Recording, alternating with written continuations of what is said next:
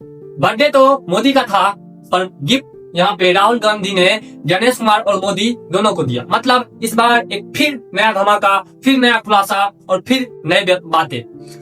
मोदी के बर्थडे के शुभ अवसर पर राहुल गांधी ने एक प्रेस कॉन्फ्रेंस रखते हुए यह कहा कि इस बार वोटर्स के नाम को डायरेक्ट डिलीट किया गया, मतलब डिलीटेशन को लेकर इस बार प्रेस कॉन्फ्रेंस किया गया था।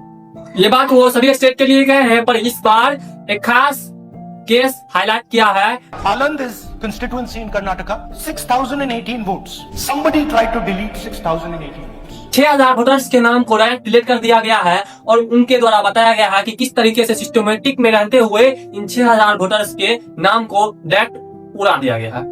इन सभी 6,000 नामों को डिलीट करने के लिए किसी भी इंसान का यूज नहीं किया गया है, बल्कि सॉफ्टवेयर का यूज किया गया है। ऐसा आरोप राहुल गांधी के द्वारा लगाया गया है। Someone created fake logins. Rahul Gandhi के द्वारा यह भी आरोप लगाया गया है कि सिर्फ 14 मिनट में 12 वोटर्स के नाम डिलीट कर दिए गए हैं। Deleted 12 voters, attempted to delete because then this was stopped.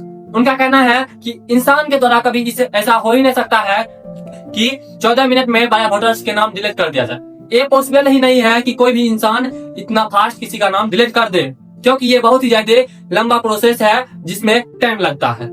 Rahul Gandhi ने उन लोगों को स्टेज पर भी बुलाया जिन लोगों का नाम यूज करके वोटरों का नाम काटा गया था। Nagraj, 2 application filed and submitted.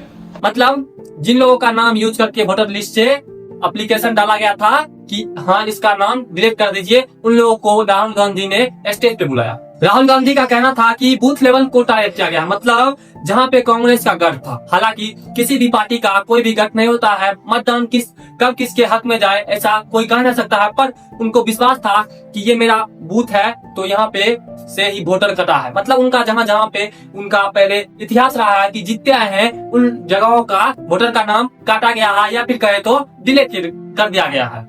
और जितने भी नाम डिलीट हुए हैं उनमें एक सिंपल पैटर्न है कि हर बूथ के पहले इंसान का नाम डिलीट किया गया है या फिर उस इंसान के नाम का यूज करके दूसरे वोटर्स का नाम डिलीट किया गया है।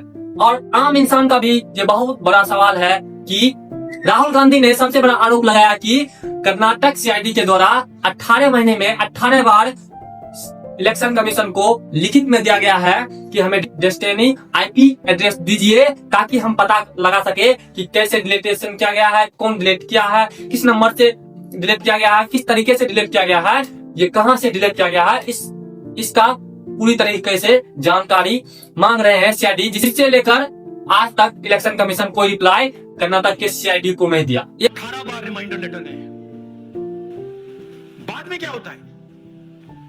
कर्नाटक ईसी इलेक्शन कमीशन को लिखता है, कहता है भैया हमें दे दीजिए।